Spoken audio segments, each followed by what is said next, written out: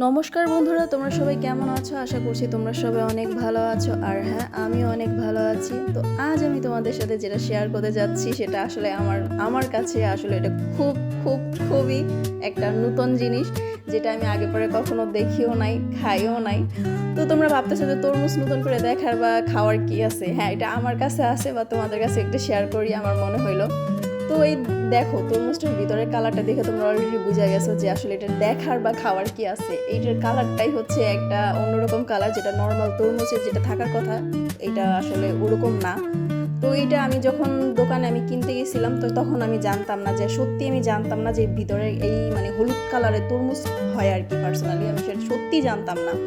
তো দোকানে আমি একটু পুজোর ফল টল কিনতে গিয়েছিলাম, তো তারপরে দোকানদারকে আমি তরমুজটা যখন আমি নিলাম তখন অতিরিক্ত চার্জ করছিল। তো আমি বললাম যে একটা তরমুজের এত দাম হবে?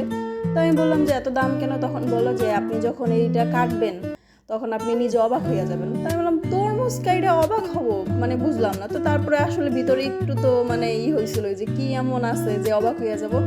তো সেই জন্য আমি না বাসায় এসে যখন কাটছি তখন এটা ভিডিও করছি। এটা যখন আমি ভিডিও করে কাইটে দেখছি এই কালার, আমি তো পুরোই অবাক। আর খাইতে একদম কি বলবো, সেই টেস্ট, এত মিষ্টি আর এত ভালো, আমি অবাক হয়ে গেছি। আর তোমরা যদি কেউ খাই থাকো তাহলে অবশ্যই কমেন্টে আমাকে জানাও।